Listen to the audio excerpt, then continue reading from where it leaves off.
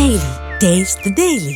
இன்றைக்கு ஆளுகிற கட்சிக்கு ஒரு நீதி என்றும் எதிர்க்கட்சிக்கு மக்கள் பிரச்சனைகளை பேசுவதிலே ஒரு நீதி என்றும் இந்த அரசு சட்டத்தை வளைக்கிறது என்பதற்கு எடுத்துக்காட்டு தான் நேற்று தமிழ்நாடு முழுவதும் நடைபெற்ற போராட்டங்கள். அனைத்து இந்திய அண்ணா திராவிட முன்னேற்றக் கழகத்தின் சார்பிலே மாண்புமிகு கழகத்துடைய பொதுச் செயலாளருடைய அறிவிப்புக்கிணங்க 82 மாவட்டங்களிலே பாதிக்கப்பட்ட அண்ணா பல்கலைக்கழகத்திலே பாதிக்கப்பட்ட மாணவிக்கு நீதி வேண்டும் என்று இங்கே இருக்கிற மூத்த முன்னாள் அமைச்சர்கள், தலைமை கழக நிர்வாகிகள், மாவட்ட கழக செயலாளர்கள், தொண்டர்கள், பொதுமக்கள், நடுநிலையாளர்கள் எல்லோரும் ஒவ்வொரு மாவட்டங்களிலும் ஆயிரக்கணக்கான பேர்கள் திரண்டு இந்த அரசுக்கு இன்றைக்கு நீதி வேண்டும் என்ற போராட்டத்தை செய்கிற போது அரசு அடக்குமுறையை கையாண்டு அனைவரையுமே கைது செய்து 82 மாவட்டங்களிலும் அது எஃப்ஐஆர் இருக்குது, கைது செய்து கைது நடவடிக்கையை மேற்கொண்டது. இதை நாம் எப்படி பார்ப்பது? அடக்குமுறை என்று சொல்வதா, அல்லது நீதி வேண்டும் என்று போராடுகிற எதிர்க்கட்சிக்கு ஆளுகிற கட்சி இங்கே நாங்கள் நீதி வழங்குகிறோம் என்று சொல்லுகிற சமிகையாக இதை எடுத்துக்கொள்வதா?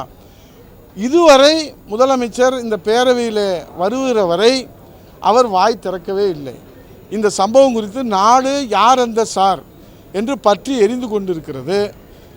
சிறுமி முதல் பாட்டி வரை பாலியல் வன்கொடுமை நடைபெறாத நாட்களே இல்லை. போதைப்பொருள் நடமாட்டத்தால் சட்டம் ஒழுங்கு சீரழிந்து தமிழ்நாடு சீர்கெட்டு போயிருக்கிறது. காவல்துறையை, உள்துறையை கையில் வைத்திருக்கிற முதலமைச்சர் முத்துவேல் கருணாநிதி ஸ்டாலின் வாய் திறக்கவே இல்லை.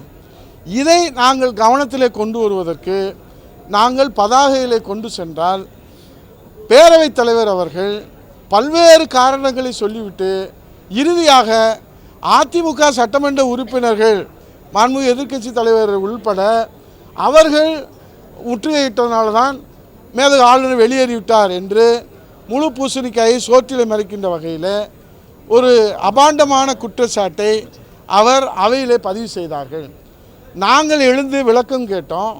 மேதகு ஆளுநர் வெளிநடப்பு செய்ததுக்கு அவர் கூறிய காரணம், நீங்கள் கூறுகிற காரணம் முரண்பாடாக இருக்கிறது. எங்களை மட்டும் நீங்கள் இன்றைக்கு அவையின் உரிமைக்குழுக்கு அனுப்புகிறீர்களே என்று கேட்கிற போது, இதே மேதகு ஆளுநர் சொல்லுகிற போது முன்வரிசையில் இருக்கிற மூத்த அமைச்சராக இருக்கிற பொன்முடி போயா என்று மேதகு ஆளுநர் அவர்களை கேள்வி கேட்டார்கள். இது ஊடகத்திலே செய்தியிலே வெளியானது. இது போன்ற சம்பவங்களுக்கெல்லாம் எந்த நடவடிக்கையும் இல்லை. ஆகவே இன்றைக்கு பேரவைத் தலைவர் அவர்கள் மக்கள் பிரச்சனை காங்கிரஸ் கட்சியை சேர்ந்தவர்கள் கருப்பு பேட்ஜ் அணிந்து கொண்டு மேதகு ஆளுநரை முற்றுகையிட்டார்கள். நாங்கள் பதாகைகளை அரசின் கவனத்திற்கு கொண்டு வருவதற்கு, அங்கே கவனத்தை ஈர்ப்பதற்கு சட்டமன்றத்தில் பேசாமல் எங்கே போய் பேசுவது என்று பேரவைத் தலைவரிடத்தில் கேள்வி கேட்டால் அவரிடத்திலே பதில் இல்லை. ஆகவே இன்றைக்கு ஆளுகிற கட்சிக்கு ஒரு நீதியாகவும் எதிர்க்கட்சிக்கு ஒரு நீதியாகவும் முதலமைச்சர் பதில் சொல்லுகிறார்.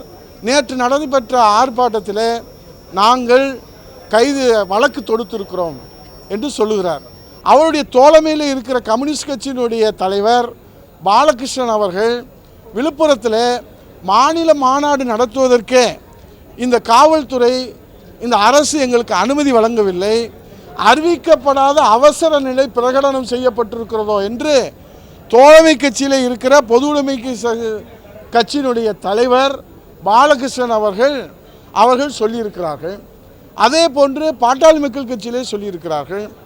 அனைத்து கட்சிகளிலும் இந்த குற்றச்சாட்டு சொல்லப்பட்டிருக்கிறது. அதை இன்றைக்கு முதலமைச்சர் அவர்கள் அதை மறைக்கின்ற வகையிலே திமுக மீதும் நாங்கள் வழக்கு தொடுத்திருக்கிறோம். எங்கே கைது செய்தீர்கள்?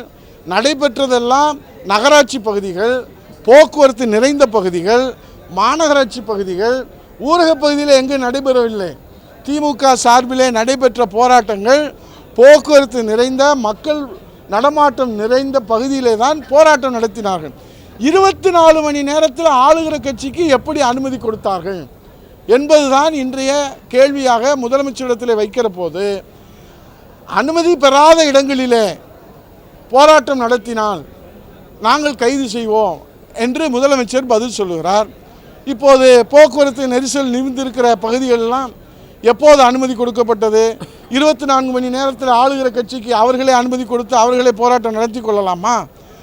இதை கேள்வி கேட்டால் பேரவைத் தலைவர் அவர்கள் இந்த நூற்றாண்டு கண்டிருக்கிற சட்டப்பேரவையில் எதிர்க்கட்சிகளுடைய குரல் வழியை நெரிக்கின்ற வகையில் பாரபட்சமாக எந்த பிரச்சனையை பேசினாலும், பாலியல் வன்கொடுமை பேசினால் அதற்கு தடை விதிக்கிறார்கள். டங்ஷன் பிரச்சனை மேலூரில் அந்த பிரச்சனையை பேசினால் அதற்கு தடை விதிக்கிறார்கள். அதே போன்று எந்த பிரச்சனையாக இருந்தாலும் பேசுவதற்கு அனுமதிக்கவில்லை. ஆகவே தான் மக்கள் பிரச்சனையை எதிர்க்கட்சியின் சார்பாக, அனைத்து இந்திய அண்ணா திராவிட முன்னேற்ற கழகத்தின் சார்பாக மாண்புமிகு எதிர்க்கட்சி தலைவர், இன்றைக்கி ஒரு பெரிய கொடுமை என்ன தெரியுமா, இந்த கருப்பு சட்டை இந்த பேட்ஜ் போட்டு வந்தது மக்கள்கிட்ட போயிடக்கூடாது என்பதற்காக சாதாரணமாக கேள்வி நேரத்திலே ஒளிபரப்பு செய்வார்கள், நேரடி ஒளிபரப்பு. ஏற்கனவே எங்கள் கொறடா வேலுமணி அண்ணன் அவர்கள் இது குறித்து சபாநாயகரிடத்தில் நேரடியாக பலமுறை கோரிக்கை வைத்திருக்கிறார்கள். ஏன் மாண்புமிகு எதிர்க்கட்சி தலைவர் அவர்களுடைய உரையை நேரடி ஒளிபரப்பு செய்வதிலே உங்களுக்கு என்ன அச்சம், ஏன் உங்களுக்கு அச்சம் ஏற்படுகிறது என்று பலமுறை கோரிக்கை வைத்திருக்கிறார்கள். இன்றைக்கு நாங்கள் எல்லாம் கருப்பு சட்டை இந்த பேட்ஜ் அணிந்திருப்பது மக்களுக்கு தெரியக்கூடாது என்பதற்காக சாதாரணமாக கேள்வி நேரத்தில் நேரடி ஒளிபரப்பு செய்வது கூட இன்றைக்கு ஒளிபரப்பு செய்யவில்லை. ஆகவே இது போன்ற பாரபட்சமான நடவடிக்கை. நாங்கள் மக்கள் பிரச்சனையை முன்வைப்பதற்கு எதிர்க்கட்சிக்கு அனுமதி இல்லை. ஆனால் தோழமை கட்சியில் இருப்பவர்கள் ஜால்ரா போடுவதற்கு, முதலமைச்சரை பாராட்டு விழா நடத்துவதற்கு இந்த மக்கள் மன்றத்தை பயன்படுத்தி நேரத்தையும் காலத்தையும், பொன்னான நேரத்தை வீணடிப்பதை கண்டித்து தான் மாண்புமிகு எதிர்க்கட்சி தலைவர், வருங்கால முதலமைச்சர் புரட்சித் தலைவர் எடப்பாடியாருடைய வழிகாட்டுதலோடு, எங்கள் மூத்த அமைச்சர்கள், முன்னாள் அமைச்சர்கள் கொறடாவுடைய வழிகாட்டுதலோடு பாரபட்சமாக நடைபெறுகிற பேரவைத் தலைவருடைய நடவடிக்கையை கண்டித்து நாங்கள் இந்த மேதக ஆளுநர் உரைக்கான நன்றி தெரிவிக்கின்ற விவாதத்திலிருந்து வெளிநடப்பு செய்திருக்கிறோம். பாதகம் செய்பவரை கண்டால் நாம் பயம் கொள்ளலாகாது பாப்பா, மோதி மிதித்துவிடு பாப்பா, அவர் முகத்தில் உமிழ்ந்துவிடு பாப்பா. அண்மை செய்திகளை உடனுக்குடன் தெரிந்து கொள்ள இணைந்திருங்கள் எம் நாடு தொலைக்காட்சியுடன்.